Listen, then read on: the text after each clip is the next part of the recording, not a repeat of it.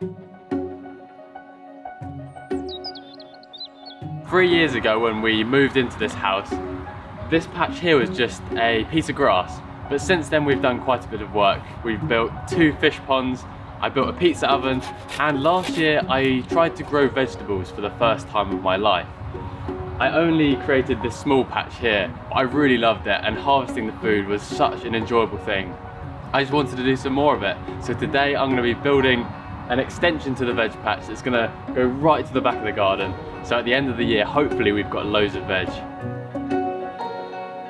Stay tuned to not only see how the vegetable patch turns out, but also for a glimpse into the rest of our lives and the other bits and bobs we've been up to. This is the raised bed that I built last summer. As you can see, the soil is a lot darker than this stuff here, and that's because that is mixed with a load of compost. The ground here is like horrible clay, which I dug it over a few weeks ago, and it's so hard to dig because it's just like clumps into massive balls, and it's so heavy, and it's really not that ideal for growing stuff in. So I need to build these raised beds, fill it with compost, mix some of this in as well, because this does have good nutrients in. So that's the plan. I've got some gravel boards. I've got some 2x4 to connect each corner together. I've got some screws, an electric drill, and it's going to be a simple case of just cutting some pieces of wood to length and drilling together. It's going to be a proper DIY bodge job.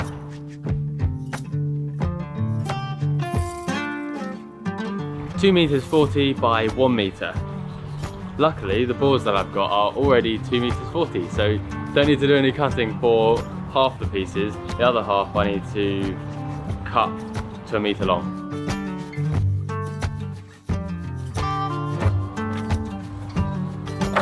You look like you're concentrating, Alex. Because I'm not very good at maths and I have to get my numbers right. Every time I build something and measure it up, I use one of these, and then it always ends up wrong. I blame Magnuson, the tape measure company, for inaccurate measurements. Yeah. You know something that Dad tells us, Yeah. or tells me, sorry, at least every time I build something? Measure twice, cut once. For me, I measure 25 times and then I end up cutting twice anyway. What do you mean you cut twice? You can't cut Well, twice. no, I cut once and it's wrong, so I have to cut it again. Oh, a whole new bit, yeah. We'll see how this goes though. Feeling hopeful.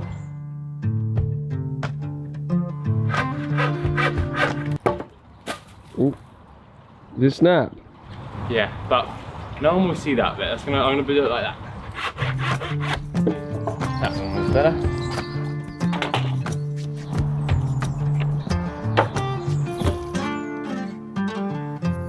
That's pretty much done then, yeah? Yeah. There we go. This 2x4 piece holds together the 2 gravel boards. I'm going to make it 2 of these high, so I'm going to do another one underneath. It's going to go there.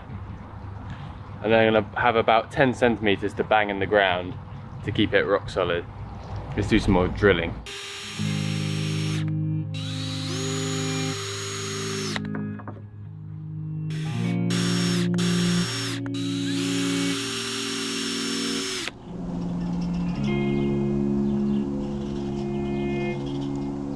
My makeshift mallet.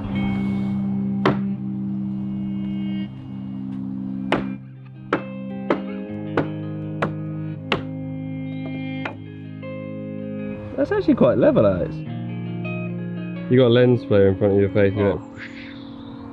Yeah. I could be a model. If I didn't end up doing YouTube videos, I'd be a pro model. Oh yeah. How straight is it? Straight enough. The first bed is done. I'm out of breath. I need to go inside, get some food and drink. And we're going to catch up with Carl, who has been doing another type of gardening. Not outside, but inside in his fish tank. So we're going to check out some of the maintenance he's been doing on that recently. We set up this fish tank nearly a year ago now, and it's a great addition to the house. However, once a week it does need a little clean, and every now and then the plants need trimming back too. I think if I were to have too many tanks, or too many fish, or potentially overstock the tank that I have, I think the maintenance could become slightly frustrating, and the balance between enjoyment and effort and energy that goes into it might get a little bit disrupted. But the way things are at the moment, I've got a relatively low maintenance tank.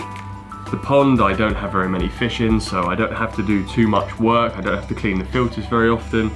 I don't really need to test the water very often either, because I haven't tried to put too many fish in too smaller area. So at the moment, I'd say I've got the balance between work and enjoyment just right, and I'm certainly very much enjoying this tank of mine. And there it is, currently looking probably as good as it has done. I'm hoping that those plants down there grow just a little bit more to cover the soil, but it's definitely getting there. I'm more happy with that tank now than I did, or than I was earlier on in the year. Alex though is cracking on still with his raised beds in the garden, so I'm going to go and see how the progress is getting up. Alex, you're supposed to be working on it. You've literally done nothing in about 2 hours. You were doing absolutely nothing, you lazy piece of manure. Okay, you got me off guard. Just catching some rays. It's been about an hour, you've done nothing. Yeah, wow. I'll be honest with you, I think gardening, much like fishing and any other outdoor hobby as it were, is just a good excuse to just sit in the garden and just watch the world go by, sunbathe, watch the birds and the trees. It's just an excuse to be outside. Quite a few times I've sat by the koi pond just watching Charlie swim around in circles, and about an hour or two has passed. I'm gonna get back to work. Yeah, you should.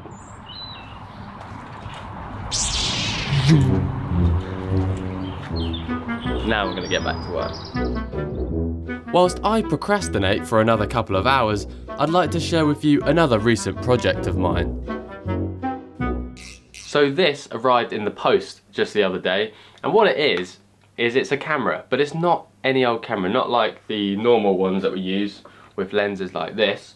It is a camouflaged box which has a motion sensor on the front. It has infrared flashes, which means the eyes of humans and animals can't see it, but the camera will actually pick it up in the middle of the night, so it can film throughout the darkness as well.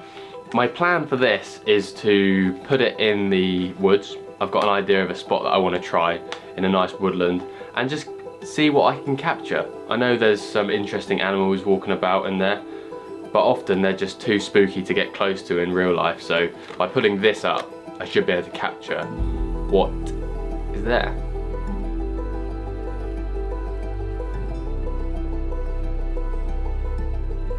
Well, I found this particular spot where I'm going to place the camera.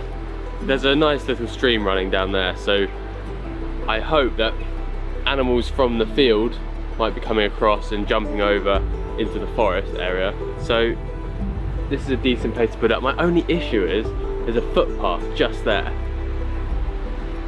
I spent like all my pocket money on this, and I do not want it to get stolen. Alex, you don't get pocket money anymore, mate. You own half of Carl and Alex. I give pocket money to myself, like free extra spending money on pointless things like this. That's not pointless, that's a business expense. Okay. Tax deductible, get it right. It's a toy. Just imagine you're Chris Packham and you're just hugging trees because you love nature. Yeah, I'll do that. There we go. Now I've got to just start it up. Hello. Oh yeah, Alex, you could just be a badger there, that looks great. Now I can see what the camera is actually going to pick up when the sensor gets triggered. Click it on, and apparently it should flash 3 times. We're all ready to go.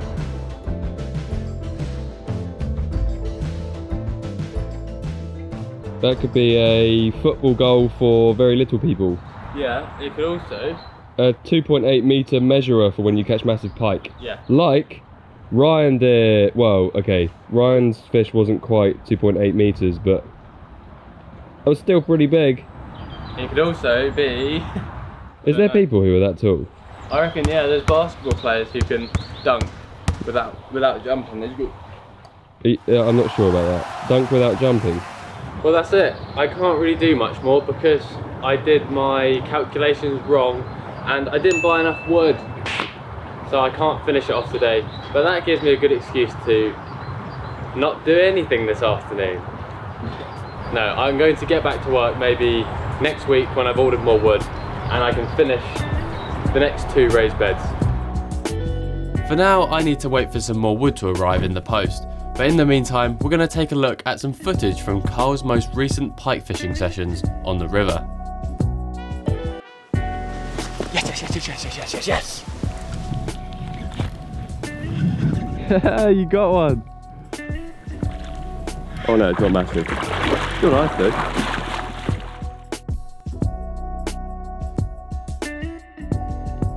Yes!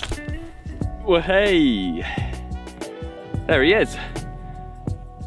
My first and hopefully not only pike of today.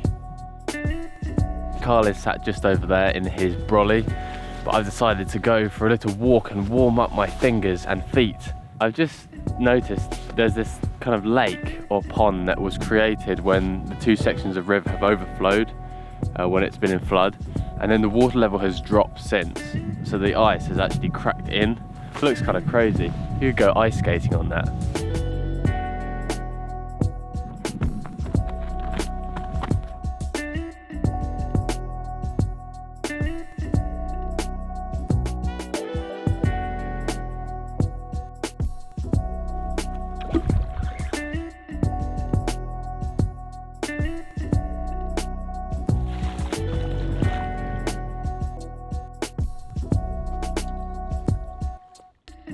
That's number 2.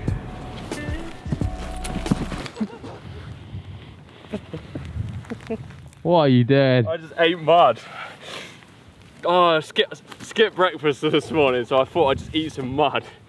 Well, hey, another one. It's getting really cold today. Proper Baltic conditions. My fingers are just freezing. But it's worth persevering when you can catch one like this. Well, catch 2 like this. They are peas in a pod. This one looks so similar to the last one I caught. Yeah, that fish must be over 1 metre long. Well, getting on for that, yeah.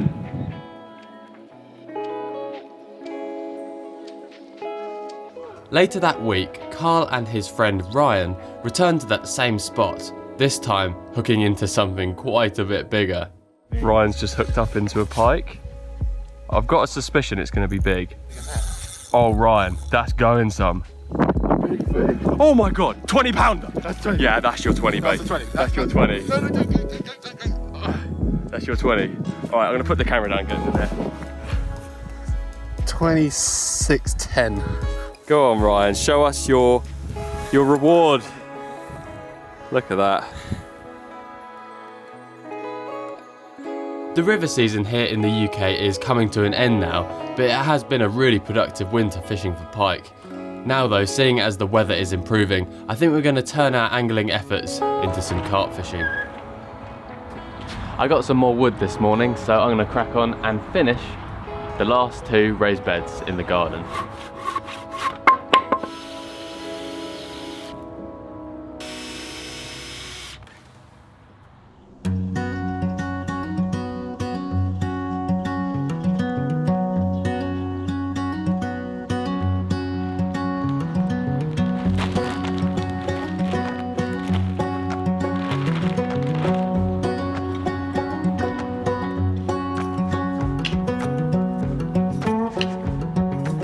It took me a few days, but eventually I've managed to finish my 3 new raised beds in the back garden.